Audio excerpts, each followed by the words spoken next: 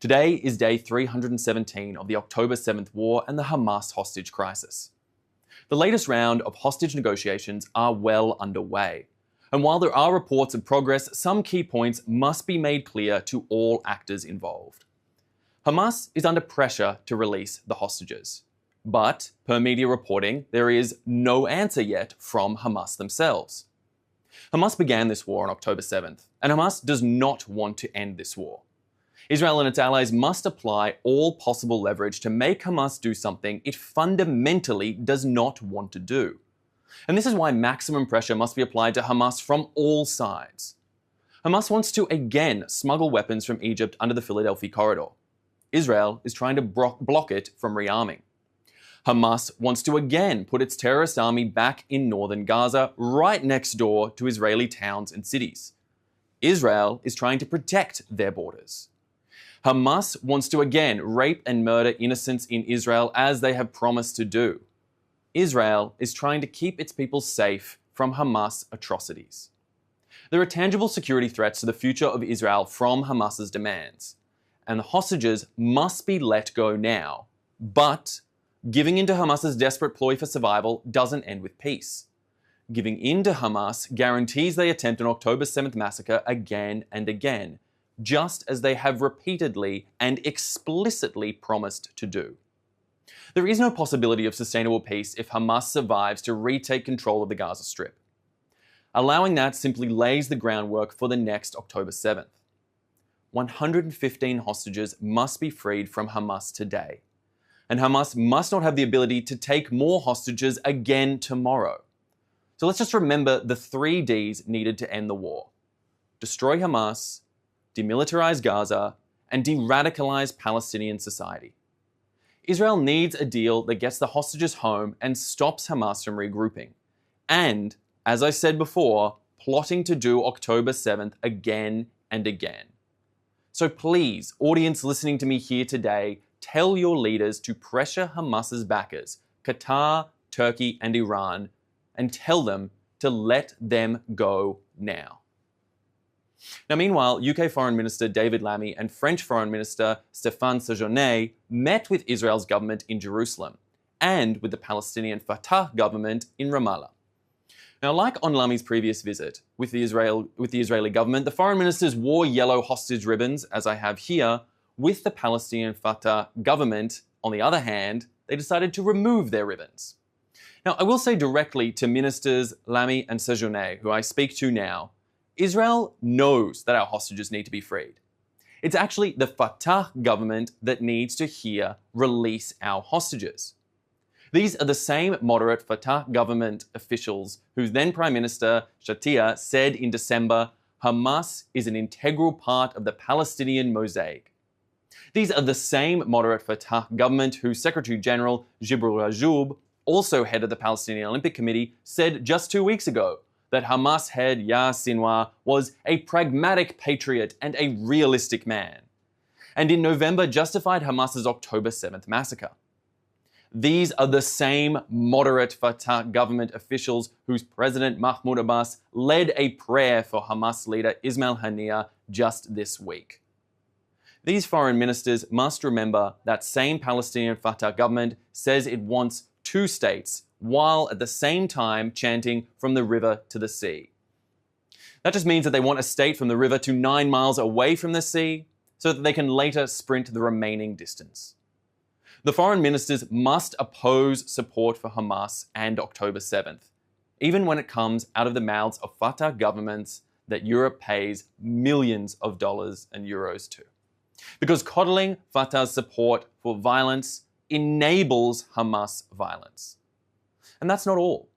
Palestinian Fatah President Abbas said just this week that America is the plague. I'm quoting those words that came directly from the mouth of this supposed moderate. Hamas also hates America and the West as a whole. And certainly Hamas's Iranian backers have also been very clear, explicitly so, that America is the great Satan. So everyone around the West, all of Israel's allies across the Western world, must recognize this war isn't simply about the Jewish state. The murderers trying to destroy Israel also seek to expand their vision of destruction across the Western world. And if Israel loses, I want to make this explicitly clear, the Western world loses as well. The West must continue to stand with Israel against terror in order to keep us all safe. So I'll say now for one last time, if you can please like and subscribe what we're doing here, it really helps to make the difference. And at this point, I'll take some questions from our audience watching live on social media, so please continue to submit questions. Our first question comes from Ella. Do you believe that Hezbollah when they say that they'll stop striking Israel as part of the hostage negotiations? Ella, this is a very important question, but one we must be very clear on the stakes and understanding what we've seen here.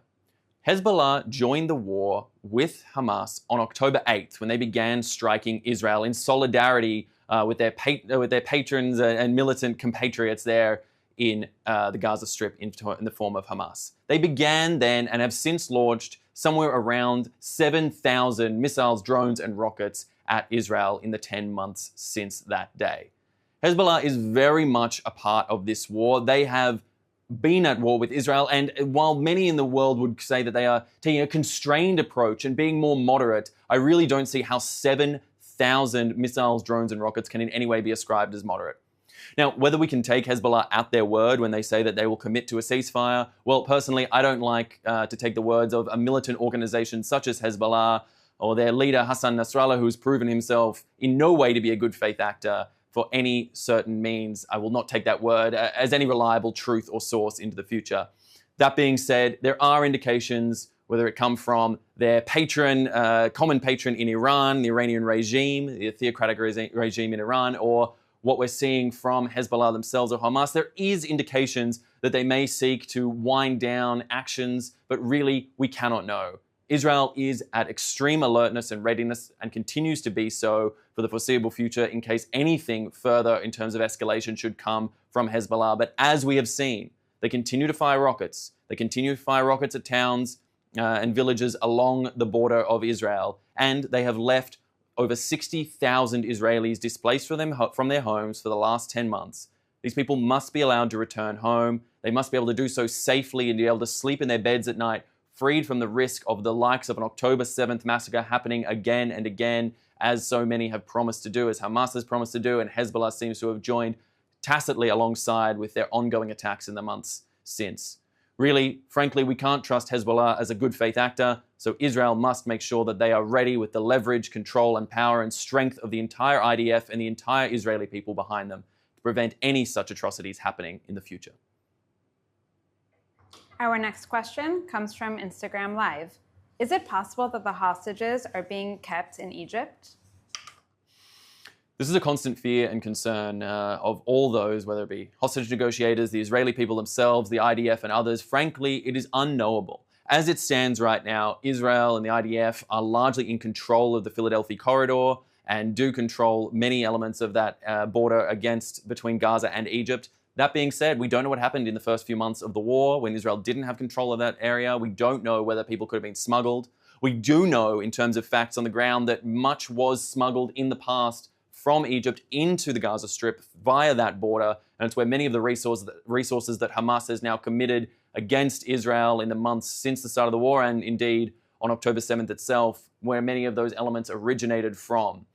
That being said, frankly, we don't know. We live in general fear and anxiety of what could happen and what could have happened in the months since to the hostages. The Red Cross hasn't been allowed to visit them or confirm the condition of any of the hostages since the start of the war. The IDF themselves, obviously, while they've conducted amazing rescue operations to bring back a small number of hostages, others have been returned. We still have 115 hostages as far unaccounted for, still being held by Hamas or their affiliates in one way or another. We frankly don't know, and this is why we must get to a meaningful ceasefire that brings the hostages home now so that we can understand the full scope of what the situation is, to get the sort of closure that the Israeli people need in the wake of the horrors of October 7th, and to remove past this unbearable status quo that we find ourselves in. And we can only hope and pray that the current round of ceasefire negotiations yields some sort of result on that front to bring the hostages home now.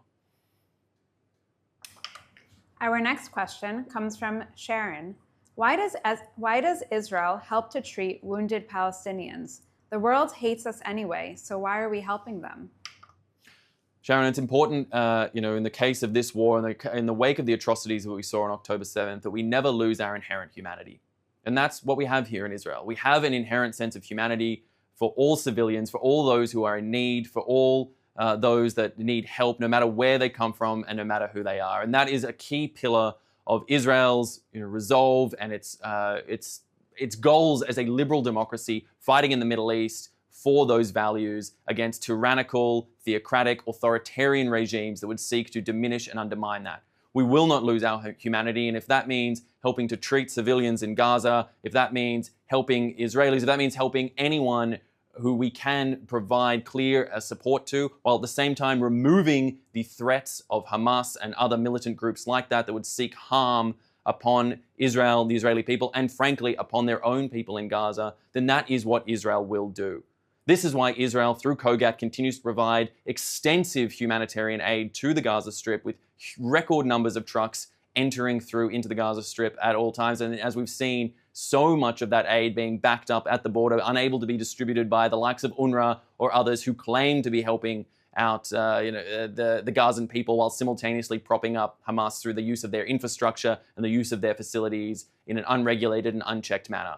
Israel and the IDF and the organizations here are accountable to a democratic process, which means protecting the lives of civilians wherever possible, adhering to the rules of war, and attempting to seek some sort of justice in a highly unjust, cruel, and unforgiving war that was started by Hamas on October 7th. Let us not forget where that happened and why. And the most just solution we can reach at this point, 10 months into this heinous war started by Hamas, the best solution we can find is a ceasefire operation that would allow the people of Gaza, the civilians and innocents of Gaza, like the people of Israel, to return to some semblance of normalcy, some semblance of peace, but only on the condition that our hostages are brought back home to us, returned as is just, as is fair, and as should be done. And this is a key part of all elements of the Israeli strategy when they look out for people, as I said, Israelis, Gazans, whoever may they be. Our next question comes from Ed Bar on YouTube. The first two Ds of destroying Hamas and demilitarizing Hamas seem tangible, but how can we de-radicalize a society that has hatred so entrenched in their culture? Another absolutely critical question, and this must come and start from the bases of education. This must start from the basis of accountability. This must start by rooting out. I would say that the three Ds are interrelated because as we destroy and demilitarize Hamas, we hope that their radical agenda and ideology can be stripped out of Palestinian society, root and stem, in the same way that they themselves will be stripped root and stem from the power and authority of the governance. You imagine, for 17 years now, Hamas has been in control of the Gaza Strip, applying their agenda effectively without restraint or control. Certainly UNRWA themselves haven't been providing any real mechanism of restraint or control, nor have we seen from any other UN organizations. It's been allowed to proliferate these ideas of incitement and hatred against Israel and the Israeli people and against the West as a whole. This sort of radicalization needs to be removed root and stem, and that can happen in a number of ways. So Hamas itself, as I said, being removed. We could turn to Europe and European powers. They're hoping to fund so much of UNRWA and humanitarian aid that goes into the Gaza Strip and ensure that there are checks and mechanisms in place, the textbooks, education curriculum, whatever it might be throughout Palestinian society are not being infected with the sort of incitement and hateful rhetoric that is so dominating Gazan education and Gazan institutions for the time being.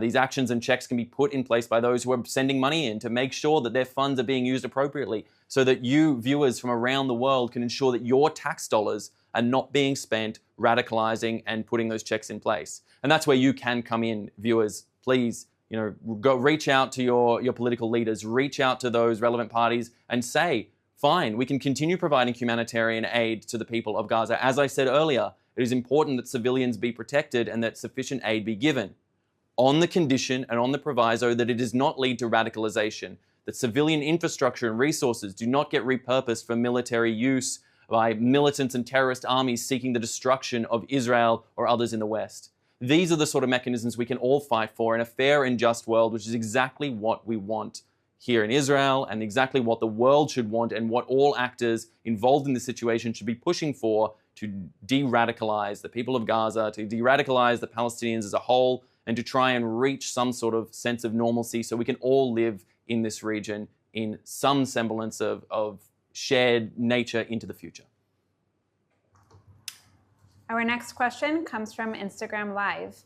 Is the ceasefire really a solution? And if it is, what guarantee do we have that we won't see another October 7th? Well, that's exactly what I spoke to you about today in starting this briefing. The ceasefire is not about a solution to end all solutions.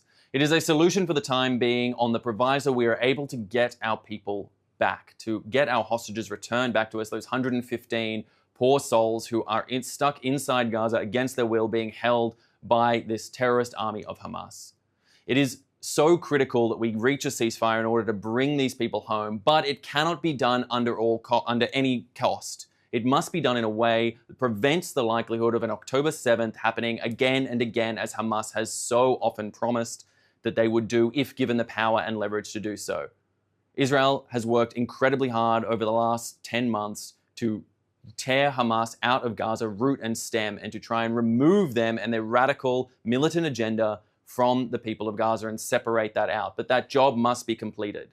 We must achieve those goals. We must destroy Hamas. We must demilitarize the Gaza Strip. We must de-radicalize the Palestinian people, and that must be part of the longer-term goal. But we need to understand what we're dealing with here.